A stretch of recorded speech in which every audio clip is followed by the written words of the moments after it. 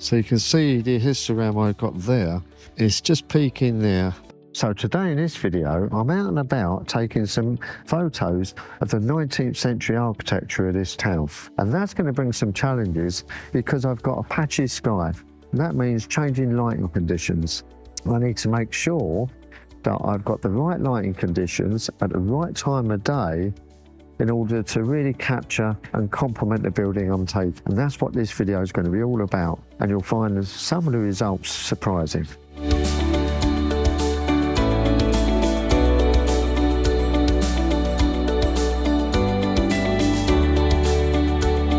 So this building here is, they call it a casino, but it's now a conference centre and obviously you've got the end there as an opera house. And the way I've decided to compose this shot, I'm actually using the trees and the tree leaves to help frame the shot and which will guide the eye through onto the building.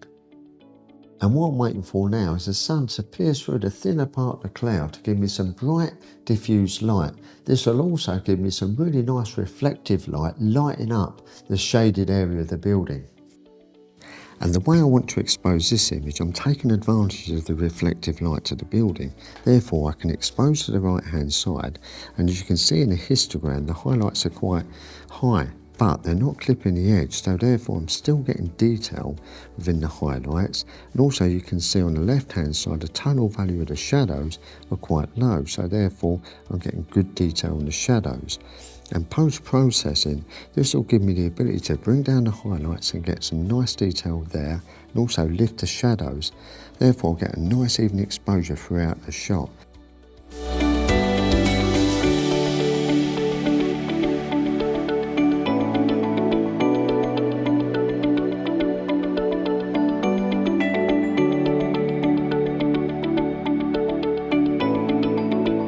So this building I'm really interested in. I like the architecture of the building.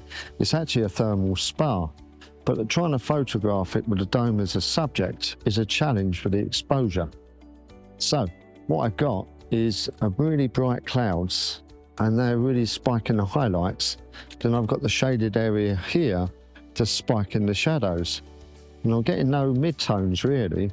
The sun is behind me, so it is lighting up the facade, but there's not great detail, so I'm waiting for the sun to break the clouds. Sun's going to come out in a minute to give me a chance to actually take a shot of what I want for this photo, and hopefully it's bright enough. There we are, got the detail in the dome now. Okay, I think that's good. So if I show you that, so you can see the images now, where I've still got the U shape, but it's not so spiking high and it's not so high there. And it's got some nice detail now in the dome. So you've got that nice contrast going across as the dome goes up. So it will help to give me form in the image. And that's about waiting for the right type of light. So what I'm trying to capture here is the dome that's coming up there. The edge is that corner piece there. And then I've got the tree leaves dressing the top of the image, and some patchy cloud up top. And I'm just waiting for the sun to come out now just to light that up, to give it some form and detail and contrast in the building itself. I'm just waiting for that. Hopefully that will come up and then we'll get a nice image. So the timing's got to be right for the sun to be out and no people. I set my shutter speed to a fast shutter speed because it's a windy day, so the tree leaves are moving, so I need them sharp. Otherwise, if you have too slow a shutter speed, say equal to the focal length, and this is a 35mm focal length, then that would then capture these, it will blur the image, blur the leaves of the tree. So then because I've got a faster shutter speed, I then need to look at my aperture and my ISO to help bring up the exposure. Okay, so I'm happy with that. I've got some detail with that shot.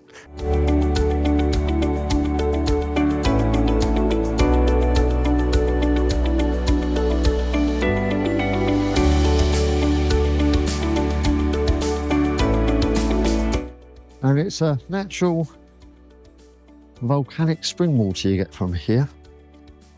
Have I got any change? I might have. Merci. There you go. Aujourd'hui? Oui. Ah, merci. Au revoir.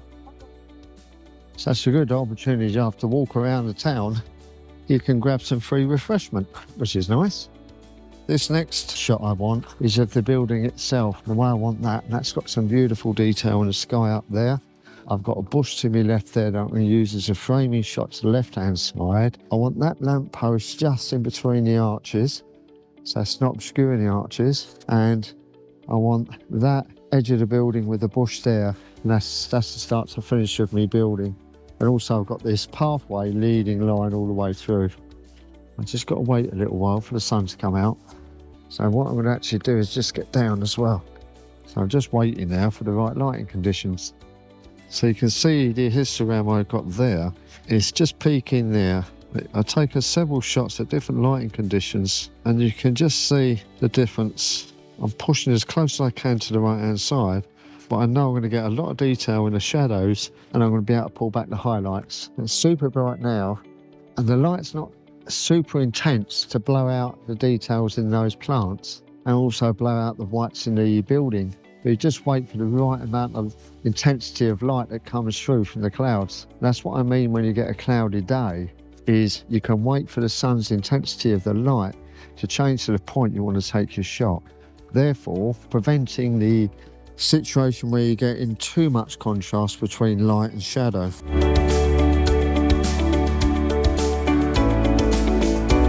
So this building here is one of the oldest buildings in Vichy. It was built in the 16th century. So I've got a nice patchy cloud detail at the top there, which is good. Again, I'm using the branches and the leaves to dress the image. This side here, this bush here, is used the left-hand side to frame the image. I've got that bush just there to actually frame the right-hand side. Just keep the eye travelling through the image and actually focus on the subject of interest. And the light's just coming up now, so it should just get the right exposure. 35mm focal length, and that's just taking it off. I might even go for 50mm. I'm just going to try a different angle now. Okay, it's called out nice. So I've taken it from a different view as well. So I've got the tree there, frame it shot that side. This bush here to frame on that side. And I've got the whole front of the building, the backdrop. Got detail throughout the whole image because the sunlight's coming right over there, so it's lighting everything up. And I haven't got so much shade as well, so that's really good.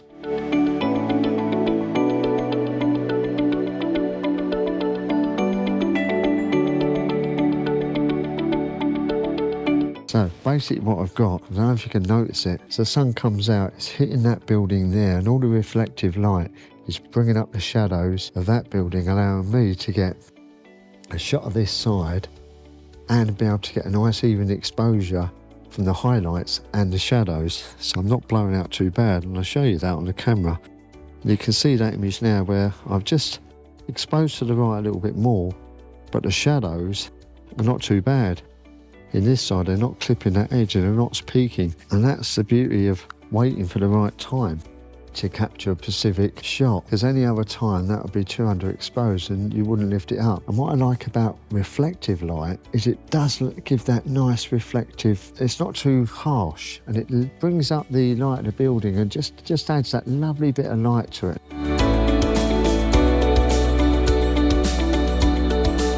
So the trick is to wait for the right lighting conditions to capture the building that you want.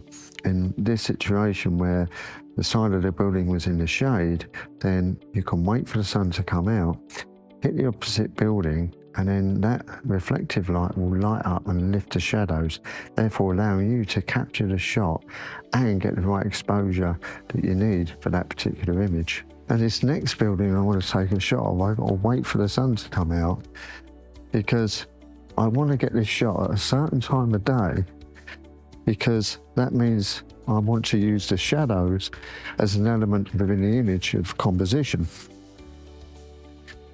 And there's only a certain time of day that this image or this particular composition will work. So this particular image here is those two balconies there and those windows, and when the sun comes out you're going to get a nice shadow effect, and the stretching out of the shadow of the balconies is going to interact with those windows there. Now to go and get a coffee and wait for the sun to move around a little bit longer so those shadows get a little bit longer, and hopefully it stays out as well. Okay, so This cafe here is a nice cafe. It gives traditional coffee and it's all natural. So it's a natural coffee shop. So whatever it produces, it's all from naturally sourced product, and it's housed in a 16th century building, which is nice. So let's have a little coffee here. I'm sure I have cash today. Let's see.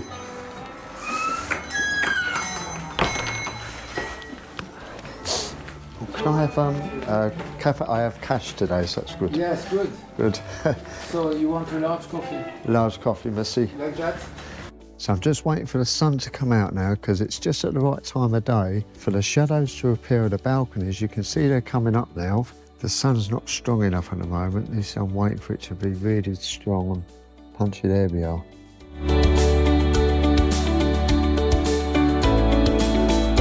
Of how you can use harsh light to actually create a nice composition for a photo. And let me know in the comments below to see what you think of the idea of that composition. So I've been very lucky with the light today, so it's behaved itself and come out at the right time for me to capture the images I wanted to capture. And just let me know what you thought of the composition and what you thought of the images I took. I'd be really interested to see your feedback on that, good or bad. And so the recap is the way to manage the exposure in the camera that I like to do is I like to use a histogram as a guide to tell me the tonal values within the image and whether it's actually worth taking the shot. And also then they like me to tell me how much I'm overexposed and underexposed, given that the mode I'm in for the metering mode is evaluating the whole image itself. So it's giving me a balance, an average of the tonal value, so the middle grey if you like, and that's what the camera's always trying to reach for, is an average of the tonal values. And then if it's on 0, it's saying you're averaging middle grey throughout the image. And it's taking into account the amount of shadow and the amount of highlights you have. But that's not giving you an accurate representation, so you have to use the histogram to tell you where the tonal values are. And if you're getting a spike in the shadows and in the highlights, then you might be better off to wait for better lighting conditions. To lighten up the midtones a little bit more, lifting the shadows, therefore you retain more detail and colour coming out of that, rather than using post-processing software to lift those shadows for you. Because that could then introduce a little bit more grain into the shot, and then you have to use, again, AI software to remove the grain. And I always think it's better to get as much detail out of the shot itself and a cleaner shot straight out of the camera, and then do as little manipulation with removing the grain and sharpening as possible within post-processing. Because otherwise you can get a bit lazy nowadays with the modern software and think, well, it's going to be fine, and you could end up, you know, not trying as hard in the camera itself. So keeping your skills up, it was always best to aim for the cleanest image. That's my philosophy. But also, as well as that, it allows you then to manage the light that you're getting dealt with, and then think about the light a lot more, about able to get more texture into the building. So when the right light's possible, you can show up texture and form, and that really adds a little bit more detail and adds a little bit more quality to the image, I think, rather than leaving it completely flat. So that's all those little things to think about. But if you did like this video, then hit that subscribe button, press the like button and the notification bell for future uploads. And I'm just going to finish off this beer after a long day walking about. You take care and have a really good one.